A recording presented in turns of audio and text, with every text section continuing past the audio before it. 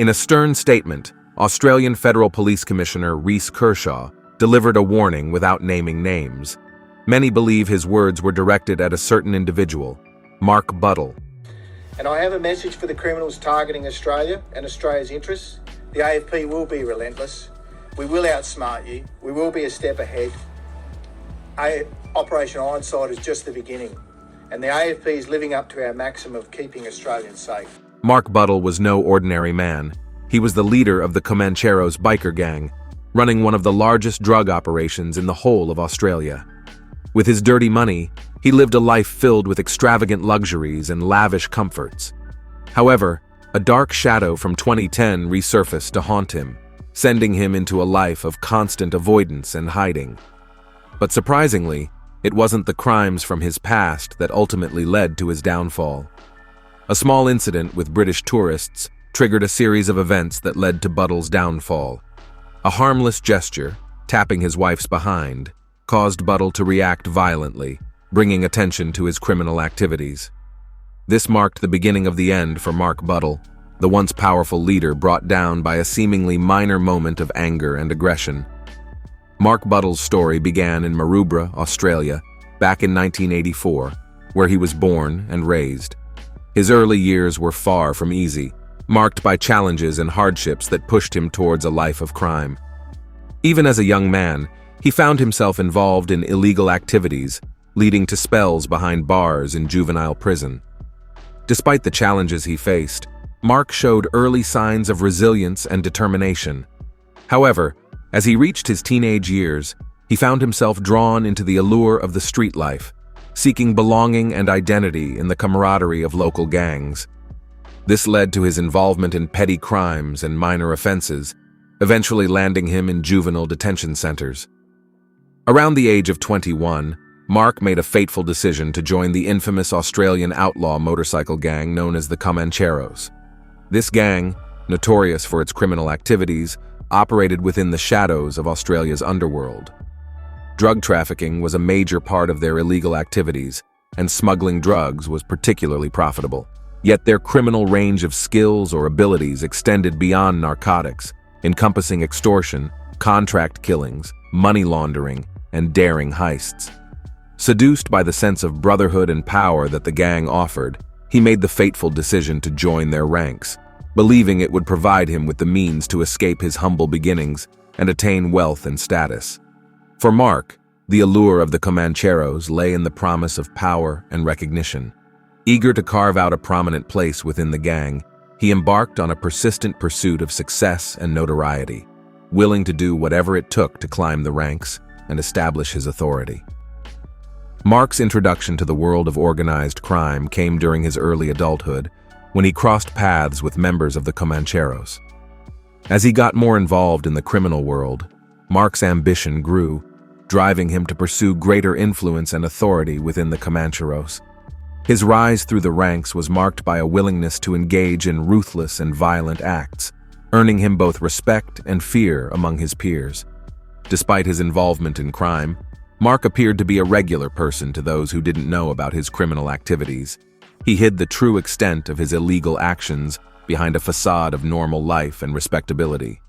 In March 2009, the Comancheros faced a significant setback when their leader, Mick Howie, was arrested due to his involvement in a notorious brawl at the airport. This incident, which resulted in the death of a rival Hells Angels member, sent shockwaves through the gang and left an absence of leadership in its wake. With Mick Howie out of the picture, the Comancheros needed a new leader to guide them through this turbulent period. Stepping into the spotlight was Dax Nyakuru, a seasoned member of the gang known for his cunning and ruthlessness. In the absence of Howie, Dax assumed the role of the club's supreme commander, wielding newfound authority and influence over his fellow Comancheros. For Mark Douglas Buddle, this shift in leadership presented both opportunities and challenges. On one hand, the absence of Mick Howie created a potential opening for Mark to rise to a position of greater prominence within the gang. However, Mark's ambitions were put on hold as he grappled with his own set of pressing concerns and priorities. Despite his aspirations for leadership, Mark recognized that the timing was not yet right for him to assert his authority within the ranks of the Comancheros. Instead, he focused on navigating the treacherous waters of the criminal underworld, biding his time and waiting for the perfect moment to make his move. Is at the scene and joins me now on the line. Morning, Chloe. What can you tell us? Good morning, Alicia. Well, just after 5:50 this morning, a security guard working for the Chubb security firm was making a routine cash drop-off here at the Commonwealth Bank building in Sussex Street when he was approached by a man who jumped out of a silver Audi. At the crack of dawn on Monday, June 7th, 2010, Gary Alabon embarked on his routine cash delivery route, starting his day just as he had done countless times before. His wife, Monica, received his customary message of love and a thoughtful note before he set off from their Kirrawee home. Arriving at the Commonwealth Bank ATM, Gary expected nothing out of the ordinary. Accompanied by his colleague, they unloaded $300,000 to replenish the cash reserves. However, their routine was abruptly shattered when 3 armed assailants stormed in, brandishing weapons and issuing commands. Gary and his colleague complied with the robbers' demands, following their training to the letter. Despite posing no threat, Gary found himself facing an unimaginable act of violence. Without warning or provocation, one of the assailants callously fired a single shot into Gary's back as he stood defenseless with his hands raised in surrender. The assailants swiftly seized Gary's work-issued firearm before fleeing the scene in a silver Audi S8, leaving Gary critically wounded on the ground. Rushed to the Royal Prince Alfred Hospital, Gary's injuries proved fatal, robbing Monica of her beloved husband of 25 years and shattering their dreams of retirement just 8 months away. The news of the senseless shooting sent shockwaves through the community, prompting a visceral reaction from those who knew Gary and respected his dedication to his work. As Monica grappled with the sudden and devastating loss, authorities launched a comprehensive investigation into the brazen robbery and murder. In a cruel twist of fate, the burned-out remains of the Audi were discovered not far from the Comancheros clubhouse, raising suspicions of potential gang involvement in the heinous crime. Determined to bring the perpetrators to justice, authorities issued a substantial reward of $100,000 in the hopes of gathering crucial leads and information to aid in their investigation. We believe we have a clear picture of the events of the day and a fair idea of the identities under the balaclavas, but we need the community's help to bring our case beyond reasonable doubt. Make no mistake, this wasn't a robbery gone wrong. Gary Alabon had complied with their demands and was executed in cold blood. Detective Acting Superintendent Grant Taylor said, "As we move forward, let's keep a mental note of the significant events that have unfolded, as they will tie back into the story later on." In the early hours of December 29, 2010, emergency responders rushed to Coogee Bay Road following reports of a raging fire at Coogee Inc., a local tattoo parlor. Flames engulfed the building, forcing the evacuation of nearly 30 neighboring residents. Witnesses recounted the chaos as police urgently evacuated nearby apartments, ensuring the safety of all those affected. Fortunately, firefighters managed to bring the blaze under control, averting any casualties. Nearly 30 neighbors were forced to evacuate their homes after a tattoo parlor owned by the Comanchero motorcycle gang in Sydney's eastern suburbs was targeted in a petrol bomb attack. The incident occurred at 12:50 a.m., causing significant damage to the business known as Coogee Inc. on Coogee Bay Road in Coogee. Fortunately, firefighters managed to extinguish the blaze, and there were no reported injuries. A couple residing next to the tattoo parlor described the chaotic scene, recalling how police entered their apartment around 1 a.m., urging them to evacuate immediately. Mr. Gene Fisher recounted the confusion, stating that they were unaware of the situation until they were directed to leave their home. They waited outside as firefighters worked to contain the fire, eventually returning home around 3 a.m. after their apartment was inspected for any structural damage. Their neighbor, Francine Nesgovitz, expressed gratitude that their unit remained unscathed and commended the swift response of the emergency services. Despite the ordeal, they awaited the restoration of their electricity supply. Another resident living nearby reported hearing the sounds of breaking glass during the attack and initially believed it was caused by revelers from the nearby Coogee Bay Hotel. However, investigations quickly revealed that the fire was no accident. Witnesses reported seeing broken glass followed by the hurling of a petrol bomb into the tattoo parlor, suggesting a deliberate attack.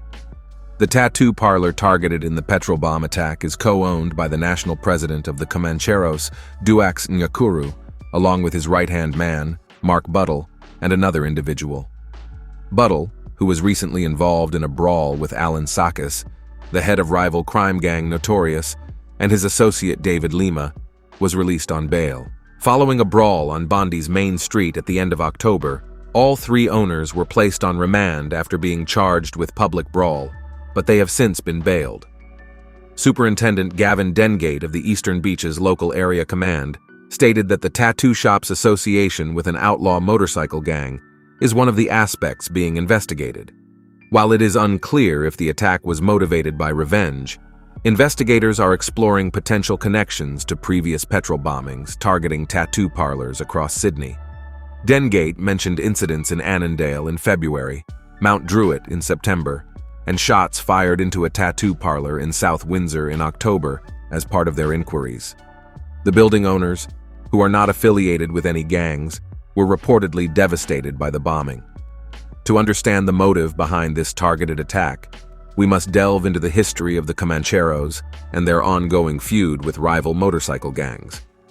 The Notorious Motorcycle Club emerged as a formidable adversary, with tensions escalating following retaliatory attacks between the two factions. While suspicions pointed towards the Notorious Motorcycle Club as the perpetrators of the Coogee Inc. fire, no individuals were prosecuted in connection with the incident.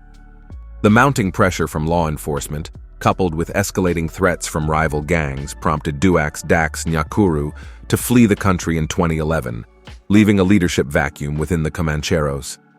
Seizing the opportunity, Mark ascended to the coveted position of Supreme Commander, wielding newfound authority and influence. However, Mark's tenure at the helm of the Comancheros was marred by controversy and instability. An argument at a gentleman's club led to Mark's arrest on charges of affray and assault, tarnishing his reputation and casting doubt on his leadership abilities. Reports of internal discord and violence within the gang further underscored the violent nature of Mark's leadership. As the Comancheros grappled with internal strife and external threats, Mark's leadership faced intense scrutiny, raising questions about the gang's future under his command. In 2013, the Comancheros embarked on a new venture in Sydney's southern region, spearheaded by Mohammed Hijazi, a prominent figure within the gang. With Mark frequently finding himself entangled in legal troubles, Mohammed emerged as a potential successor to the leadership position. However, Mark's violent journey continued into 2014, marked by another brush with the law. On January 6th, he was arrested on the Gold Coast, Queensland, due to an outstanding warrant stemming from the dispute at Spearmint Rhino. Additionally, he faced charges for allegedly threatening a Queensland police officer and his family in 2012. Following his arrest, Mark was sentenced to a minimum of 9 months behind bars, with an additional 6 months of parole. Despite pleas from his lawyer to avoid incarceration, Mark's fate was sealed by the judge. During his court proceedings, Mark expressed his dedication to his young children and spoke of his plans to marry his girlfriend upon his release. However, his aspirations for a fresh start were short-lived. Just 5 days after completing his parole term, Mark found himself in handcuffs once again in July 2015. Attempting to depart Australia with his girlfriend and daughter aboard a chartered Bel Air BE-20 King aircraft, Mark's plans were prevented when Australian Border Force officers intercepted the flight at Newcastle Airport. Upon searching the aircraft, authorities discovered over $60,000 in undeclared Australian currency concealed in multiple bags. Mark was subsequently charged with money laundering and unlawfully exporting more than $10,000 from Australia without proper declaration. When approached by police, Mark reportedly made a statement. "My girlfriend filled out the cards.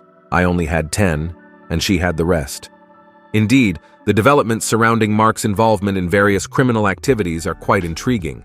Despite spending 2 months in jail, Mark's legal entanglements seemed far from over. The unresolved case of Gary Alabon's tragic death during the ATM robbery cast a shadow over Mark, as police identified him as a person of interest after 6 years of investigation.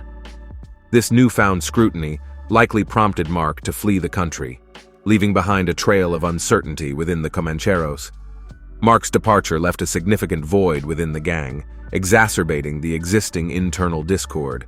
With leadership now in question, tensions simmered among Comancheros, leading to a rift between factions loyal to the offshore leader and those favoring a leader closer to home.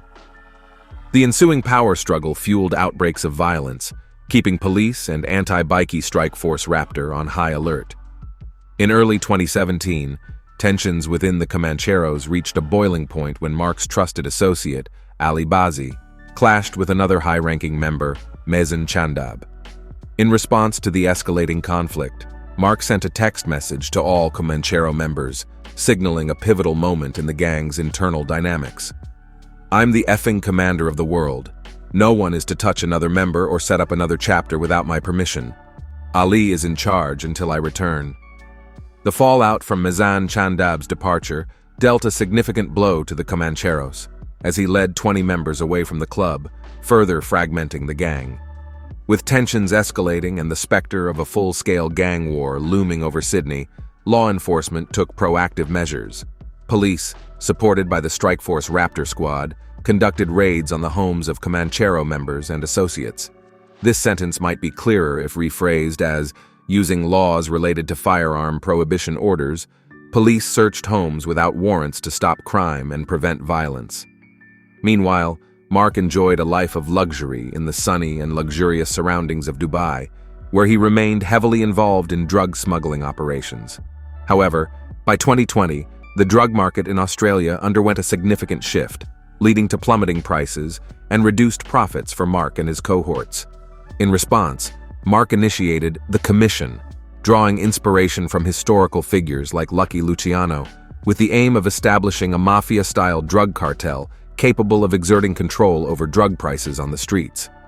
The group consisted of several major players in the drugs business in Australia. He sent them all the following text messages. "To all main players in AUS and abroad, all who land work in Sydney NSW. As of 2021, there will be a Sydney Commission that will be formed. As you have seen in 2020, the price of fry, which is slang for meth, reached 250, and in a matter of 1 month, it dropped to 80K. This is because there is no structure, no rules, no reasoning, and to be honest, there's no sense." Mark's plan was to implement a tax system for drug imports, ensuring stability and safety in the drug trade. He aimed to create a structured environment where everyone could operate without fear, and prices would remain consistent. Although NSW police noted a rise in drug prices during this period, it wasn't confirmed whether it was due to Mark's taxation scheme. Despite this uncertainty, Mark's business was flourishing, and it seemed like smooth sailing for him. However, trouble always seemed to find its way to Mark Buttle. After enjoying 5 years of luxury living in Dubai, Mark's time in the city came to an unexpected halt due to an intriguing incident. Exiled Sydney bikie boss Mark Buttle has clashed with English tourists in Dubai. Vision posted on Instagram shows the heavily tattooed Comanchero at the back appearing to spit and shout threats as restaurant staff try to separate the groups. New South Wales police are said to be keen to speak to Buttle, but he's been in Dubai since 2016. According to eyewitnesses, an English tourist allegedly slapped Mark's wife Mel on her behind. Understandably, Mark was furious about this incident. However, Dubai is known for its strict legal system, making it a place where you don't want to get into trouble. To avoid potential legal consequences, Mark decided to flee to Turkey and later settled in North Cyprus. North Cyprus, a state recognized only by Turkey, lacks an extradition treaty with Australia, making it an ideal place to seek refuge. It seemed like a safe haven for Mark. However, as fate would have it, trouble found him once again. On July 9, 2022, Mark was arrested on the island of North Cyprus and subsequently sent back to home country for trial in Turkey. A statement from the Northern Cyprus Interior Ministry was released regarding Mark's arrest. A decision to deport Mark Douglas Buttle, who was found to be inconvenient for the peace and security of our people, was taken on Friday. However, Mark and his lawyer had a different perspective. They claimed politicians were squeezing him for money. He had paid bribes to remain there in freedom, but they kept wanting more. The past of Mark Buttle's estranged wife has surfaced as the Comanchero bikie boss faces court over a significant international drug bust. Buttle, sent back from Turkey and arrested by the Australian Federal Police upon arrival in Darwin, is accused of coordinating the shipment of over 160 kilograms of cocaine from Hong Kong to Melbourne via Sydney in May 2021 as part of a transnational criminal syndicate. According to court documents, Mark has also been charged with conspiring to import a commercial quantity of a border-controlled drug between March 19th and June 3rd, 2021. These charges carry a maximum sentence of life in prison, indicating a grim outlook for him. As for the case involving Gary Alabon, it remains uncertain whether Mark will face any consequences for his alleged involvement.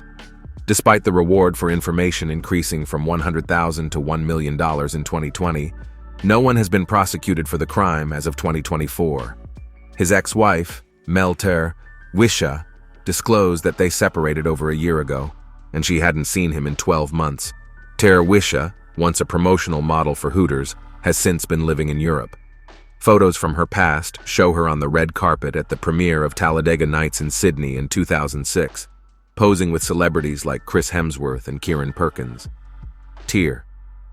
Wisha parted ways with Buttle when he relocated to northern Cyprus, while she moved to Bodrum, Turkey. Despite sharing children, she hasn't seen Buttle for a year, while her children have. Last week, she spent 3 days in an immigration detention center in Turkey, which was reportedly related to her association with Buttle. Meanwhile, Buttle remarried shortly after moving to northern Cyprus, reportedly to a woman named Ozg, who has also been detained in Turkey for separate matters.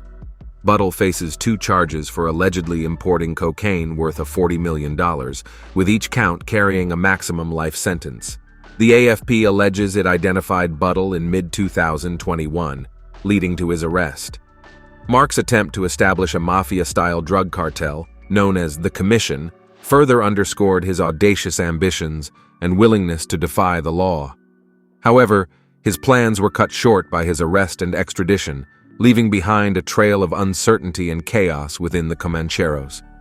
Meanwhile, the revelation of his estranged wife's detainment shed light on the personal and legal repercussions of his criminal activities. As Mark faces charges for his alleged involvement in a major international drug bust, the future remains uncertain for both him and his associates. In the end, the slap on his wife's behind may have been the catalyst for Mark Buttle's downfall, serving as a reminder of the unpredictable and often devastating consequences of a life of crime. As the dust settles on this violent chapter, one can only wonder what lies ahead for the infamous Comanchero bikie boss and those caught in his orbit. Australia's motorcycle club scene has witnessed various groups rise and fall, but few have left as indelible a mark as the Comancheros. Established in the 1960s, the Comancheros have evolved into a formidable force within the Australian bikie community, and their influence has rippled across borders, impacting the global motorcycle club culture. Over the years, the Comancheros have been involved in a myriad of criminal activities, including drug trafficking, extortion, and violent clashes with rival motorcycle clubs, such as the Bandidos and the Hells Angels. The club's influence extended beyond the streets, infiltrating various sectors of society. The Comancheros' stronghold in Australia was marked by territorial disputes, turf wars, and a network of criminal enterprises that allowed them to maintain financial stability and control. The outlaw image of the Comancheros, coupled with their propensity for violence, only solidified their dominance in the Australian bikie community. The Comancheros' influence, however, did not stop at Australia's shores. The club began expanding its reach, forming alliances with international outlaw motorcycle gangs and creating a global network that stretched across Europe, Asia, and the Americas.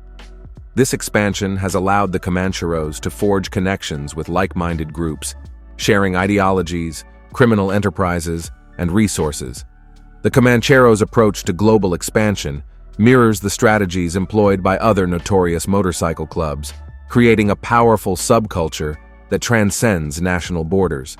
Their influence within the international biker community has contributed to a complex web of alliances, rivalries, and criminal enterprises.